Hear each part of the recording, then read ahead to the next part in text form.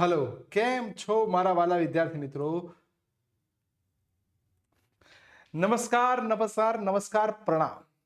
દરેક દેશભક્તોને આજે હું પ્રણામ કહીને સંબોધન આપું છું, કારણ કે હું પણ ભારતનો જ વતની છું. હું પણ તમારી જેમ મારી અંદર પણ જેટલા બી લોહીની બુંદોથી ધારાઓ વહી રહી છે, એક તપસ્વીની જેમ વહી રહી છે.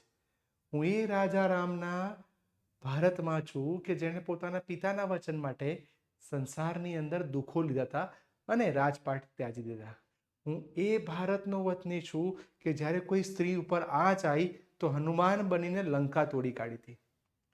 હું એ ભારતનો વતની છું કે જેને લોકો માટે થઈને ગૌતમ બુદ્ધ બનીને એ રાજમાર્ગ છોડીને એક આધ્યાત્મની શોધમાં જતા રહેલા.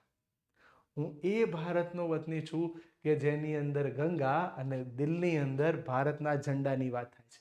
તો દરેકને હેપી રિપબ્લિક ડે, દરેકને ગણતંત્ર દિવસની હાર્દિક શુભેચ્છાઓ. આ વિડીયો ખાસ 13 થી 14 મિનિટનો બનશે, એટલા માટે આ વિડીયો ખાસ જોવો જોઈએ કે ઘણા બધા વિદ્યાર્થી અને ઘણા લોકો, મોટા લોકોને પણ નથી ખબર કે આજના દિવસની વિશેષતા શું છે. અને આજના દિવસને માત્ર એક રજાની જેમ ના જુઓ, આજના દિવસે સમજો, જાણો, મહત્વ જાણો અને દરેક વિદ્યાર્થી સુધી પહોંચાડો. કેમ? આ વિદ્યાર્થી જોશે તો એનામાં અવશ્ય કંઈક સુધારો આવશે. દોસ્તો, આજની પહેલી વાત કહી દઉં કે 2 દિવસો અલગ છે, બંને રાષ્ટ્રીય તહેવાર છે. 15મી ઓગસ્ટ અને 26મી જાન્યુઆરી. 15મી ઓગસ્ટના દિવસે ઝંડાને નીચેથી ઉપર તરફ, એટલે કે ભારતનો રાષ્ટ્રધ્વજ છે એ નીચેથી ઉપર તરફ જાય છે અને પછી એને ફરકાવવામાં આવે છે. વડાપ્રધાનના હાથે એને ફરકાવવામાં આવે છે. કઈ જગ્યાએ? લાલ કિલ્લા ઉપર. આની ઉજવણી સમગ્ર દેશમાં થાય છે, સાંસ્કૃતિક કાર્યક્રમ થાય છે અને વડાપ્રધાન એ દેશને સંબોધન આપે છે. જ્યારે 26મી જાન્યુઆરી પ્રજાસત્તાક દિવસ 1950ની અંદર આ બંધારણ અમલમાં આવેલું, એટલે પ્રજાના હાથમાં આવ્યું, ગણતંત્ર દિવસ તરીકે ઓળખવામાં આવે છે. આ દિવસે ધ્યાનથી સાંભળજો, ઝંડાની ઉપર, ધ્વજ ઉપર જ હોય છે, પહેલેથી જ ઉપર બાંધેલો હોય છે, એને ખાલી ખોલવામાં આવે છે. આની અંદર કઈ જગ્યાએ તો જુઓ, રાજપથ ઉપર રાષ્ટ્રપતિ દ્વારા એને ફરકાવવામાં આવે છે અને ભારતના 3 જવાબ સિપાહીઓ, જેની ઉપર આપણા સમગ્ર દેશવાસીઓને ગર્વ છે, નૌકાદળ, જમીન દળ, વાયુદળ, એ લોકો લશ્કરી શક્તિનું પ્રમાણ આપે છે અને સાંસ્કૃતિક કાર્યક્રમ કરીને વિવિધતામાં એકતા. ભારતની અંદર કેટલા ધર્મ, જાતિ, જ્ઞાતિ બધું જ છે, પણ છતાંય આપણે ભારતીય છે એવી ભાવનાના કાર્યક્રમ સ્ટાર્ટ થાય છે. દોસ્તો, આપણે આ ખાસ સમજવું જોઈએ કે પ્રેમ, આદર, સન્માન અને દેશભક્તિ આ 26મી જાન્યુઆરીની 4 વસ્તુ છે. ફરી બોલું છું, પ્રેમ, આદર, સન્માન અને દેશભક્તિ. કેમ? કારણ કે હવે નવા ભારતની અંદર આપણે વિશ્વમાં સૌથી વધારે વસ્તી ધરાવીએ છીએ. આશરે 150 કરોડ જેટલી ભારતની વસ્તી છે અને એની અંદર સ્ત્રીઓનું પ્રમાણ આશરે 50% જેવું છે. અને સૌથી સુંદર ખાસિયત એ છે કે ભારત જોડે યુવાધન છે. એ યુવાધન આશરે 30% જેટલું છે. કોઈ પણ દેશ જોડે આટલું યુવાધન નથી. એટલે ભારતના બાળકોને ખોટા માર્ગે લઈ જવામાં આવે છે. આ ભારતની યુવા શક્તિ છે, એ યુવા શક્તિને ક્યાંક નશાના માર્ગમાં, ક્યાંક ખોટા રવાડે ચડાવવામાં આવે છે, જેથી એ લોકો બધું ભટકી જાય. એક સમય હતો, નાલંદા યુનિવર્સિટી આપણે જ્યારે ચાલતી હતી ત્યારે દૂર દૂરના લોકો આપણા ભારતમાં વિદ્યા લેવા આવતા હતા. ભારતને એમને લોકો સોનેની ચીડિયા નતા કહેતા, કંઈક તો ભારતમાં હશે, હે ને? તો હું દરેક ભારતીયોને આજે વિનંતી કરું છું કે આ ગણતંત્ર દિવસે આ આંકડા એટલા માટે બતાવ્યા કે સૌથી યુવા દેશ છે આપણો. મને બહુ જ કહેતા ગર્વ સાબિત છે કે એક શિક્ષક હતા, એને PhD કરી, સાયન્ટિસ્ટ બન્યા અને પછી એ ભારતના રાષ્ટ્રપતિ બન્યા, હે ને?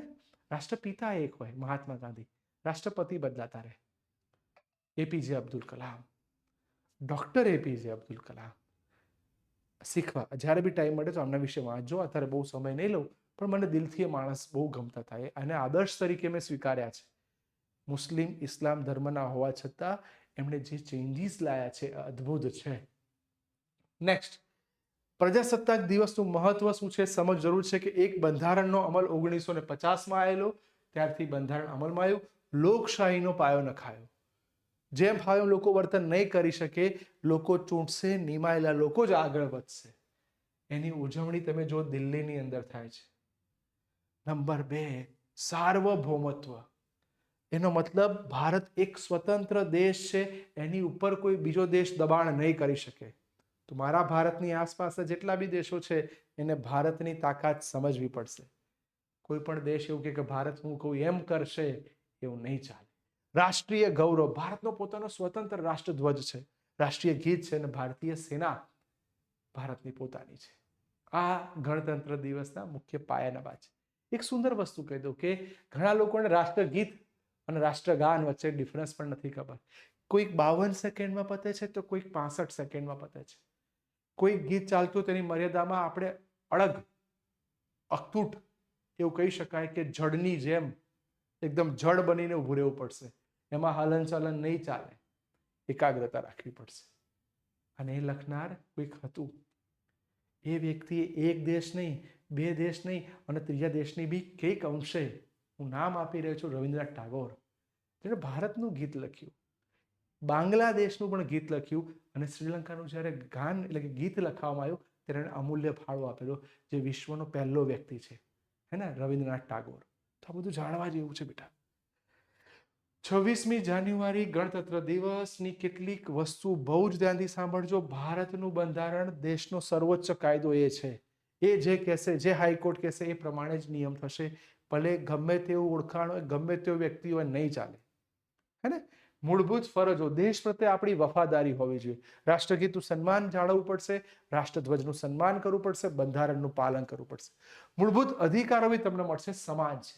કોઈ એવું નહીં કહી શકે જ્ઞાતિ જાતિના આધારે કોઈ નીચા, કોઈ ઉપરના, બધા સરખા છે. લોકશાહીનું માળખું તૈયાર થયું. સંસદ, કારોબારી, ન્યાયતંત્ર, એમ 3 અંગો બન્યા. એટલે કે નાના ગામડાની વાત પણ છેક દિલ્હી સુધી પહોંચે અને ગામડાનો વિકાસ થવો જરૂરી છે. દોસ્તો, આ ખાલી એક નાનકડી વસ્તુ છે, એક નાની રૂપરેખા આપી દઉં. અધિકારો, સંઘ અને એનું પ્રમાણ, રાજકીય માર્ગદર્શનના સિદ્ધાંતો અને સંસદીય લોકશાહી. આ સ્લાઇડ મેં એટલા માટે બનાવી કે ભારતનું બંધારણ જ્યારે ટાઈમ મળે ત્યારે દરેક વ્યક્તિએ એક વાર તો વાંચવું જ જોઈએ. ભલે બીજું કોઈ આવડે ના આવડે, ભારતનું બંધારણ ટાઈમ મળે ને એકવાર વાંચો. તમને કેટલીક જગ્યાએ કોઈ છેતરતું હશે ને, કોઈ ડરાવતું હશે, કોઈ ધમકાવતું હશે, તો તમારા બંધારણની તાકાત તમને ખબર હોવી જોઈએ. હવે આ વસ્તુ કહેવા માટે મને એવું ગમે કે મને કયા 3 લોકો બહુ જ પ્રિય છે, જેમને હું ગુરુ તરીકે માનું છું, જેમને જાણવા જેવા છે. એક છે આપણા સ્વામી વિવેકાનંદજી. નરેન્દ્રમાંથી સ્વામી વિવેકાનંદની સફર જ્યારે બી ટાઈમ મળે ત્યારે વાંચજો. એમના કેટલાક શબ્દો હતા, તમે 1000 યુવાનોને આપો, હું આખું ભારત બદલી કાઢીશ. તમે તમારી જાત ઉપર વિશ્વાસ રાખો, સતત પ્રયત્નશીલ રહો, જ્ઞાન મેળવવા માટે જિજ્ઞાસા રાખો. આવું કેમ, વાય, તમારો વાય બહુ ક્લિયર હોવો જોઈએ, તમે ખૂબ આગળ વધશો. સરદાર વલ્લભભાઈ પટેલ, એકતા અને અખંડિતતા, આયર્ન મેન તરીકે એમને ઓળખવામાં આવે છે, હે ને. વિશ્વની સૌથી ઊંચી પ્રતિમા પણ એમની છે. દેશપ્રેમ ને સમર્પણ, નિડરતા, 4 ગામડા ભેગા કરવા હોય તોય દમ નીકળી જાય. આ વ્યક્તિએ તો અખંડ ભારતનું નિર્માણ કરેલું, કેટલી મોટી વસ્તુ છે. ડોક્ટર ભીમરાવ સાહેબ આંબેડકર, આમના વિશે ગમે તેટલું વાંચશો ઓછું છે. 126 દેશ જ્યારે એવું કહેતા હોય knowledge of symbol, knowledge of millionaire, એનો મતલબ એવો થયો કે ભાઈ આના જેટલું નોલેજ કોઈ વ્યક્તિ જોડે નથી. તો શિક્ષણનું મહત્વ, સમાનતા, માત્ર જ્ઞાતિ જાતિ નહીં, પુરુષ અને સ્ત્રીમાં પણ સમાનતા લાવનાર આ વ્યક્તિ હતા. બંધારણ બનાવવું અને બંધારણનું પાલન કરવું, એની માટે પણ એમણે બહુ જ યોગદાન આપ્યું છે. દોસ્તો, હવે જે સ્લાઇડ બનાવી રહ્યો છું એ આવનારું ભારત કેવું હોવું જોઈએ, અદ્ભુત ભવિષ્ય છે.